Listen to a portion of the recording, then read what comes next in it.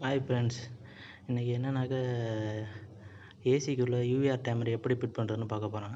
துபாயில் வந்து எல்லா வீட்லேயும் ஏசிக்கு வந்து யூஆர் டைமர் வந்து ஃபிட் பண்ணாங்க.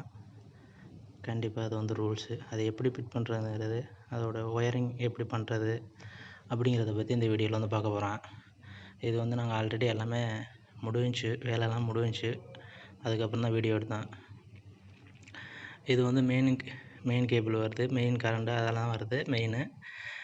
அதுலேருந்து வந்து நம்ம மெயின்லேருந்து ஐசோலேட்டர்லேருந்து வந்து ஆர்சிசிபி இதில் இருக்குது. ஆர்சிசிபிலேருந்து நமக்கு யூஆர் டைமர் ப்ளஸ்ஸு கான்டாக்டர் இதுக்கு வருது. அடுத்து வந்து நம்ம பிரேக்கருக்கு வருது. இது வந்து அவுட்புட் நேராக ஏசிக்கு போகிற அவுட்புட். அது பிரேக்கர்லேருந்து நேராக வந்து ஏசிக்கு போயிடும். அது வந்து இப்போ பார்ப்போம் நம்ம எதில் எப்படி அதுக்கு வந்து யூஆர் டைமருக்கு எப்படி வந்து லைன் கொடுக்குறோன்னு. பார்த்திங்கன்னா இப்போ எல்லாமே அதில் கொடுத்துருக்குது. இப்போ பார்த்திங்கன்னா எல்லாமே நான் கனெக்ஷன் கொடுத்து வச்சுருக்கேன். அது எப்படிங்கிறத இப்போ சொல்கிறேன் வரிசையாக. இப்போ ஆர்சிசிபிலேருந்து நம்மளுக்கு எடுத்து மெயினில் எர்த்தில் கொடுத்தாச்சு. மெயின் வந்து அதை எடுத்து வந்து கொடுத்தாச்சு. இப்போ வந்து யூஆர் டைமருக்கு எப்படி கரண்ட் எப்படி சப்ளை எப்படி கொடுக்குறோன்னு பார்க்குறேன். அந்த ரெட் கலர்லேருந்து அதை வந்து 1 ஸ்கொயர் ஒயர் போட்டு மேலே L1 கொடுத்துருக்கு. மேலே உள்ள அந்த L1 ரெட் கலர் ஒயரில் கொடுத்துருக்கு. அடுத்து வந்து எல்லோ கலர் வந்து அந்த அதில் ஜாயின் பண்ணியிருக்கு. அதுவும் 1 mm ஒயர் தான். மேலே வந்து L2 கொடுத்துருக்கு. யூஆர் டைமரில் வந்து L2 கொடுத்துருக்குறேன். அடுத்து வந்து மூணாவது அளவில் வந்து ப்ளூ கலர் வந்து அதுவும் 1 ஸ்கொயர் ஒயர் தான். அது வந்து L3 கொடுத்துருக்கு.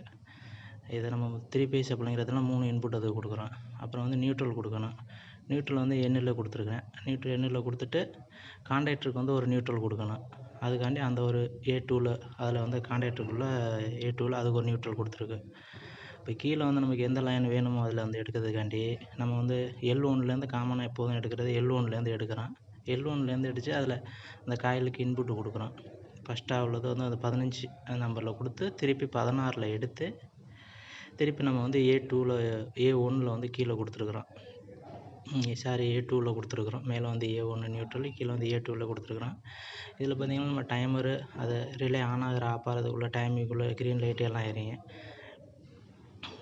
அதை வந்து ஜாயின் பண்ணியிருக்கேன். அதை ஜாயின் பண்ணி அதில் க்ளூ பண்ணியிருக்கேன். இதெல்லாம் மற்றபடி நம்ம லெக்கு அடித்து ஃபுல்லாக டைட் பண்ணியிருக்கேன். இப்போ கான்டாக்ட்லேருந்து மேலே பிரேக்கருக்கு வந்து ஒயர் 10 mm ஒரு 10 mm ஒயர் போட்டு மேலே எடுத்துருக்குறேன்.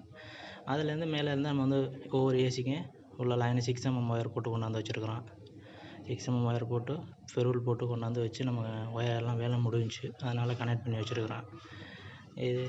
இவ்வளோ தான் நம்ம அந்த இதுக்குள்ளது யூஆர் டைமர் வந்து இங்கே வந்து ஃபிட் பண்ணுறது. இன்னொரு வீடியோவில் ஃபுல்லாக நான் சொல்கிறேன் யூஆர் டைமர் எப்படி அதை வேலை செய்யுது அப்படிங்கிறது அடுத்த வீடியோவில் பார்ப்போம். அது அங்கிட்டு பிளாக் கலர் எல்லாமே நியூட்ரலில் இருக்குது.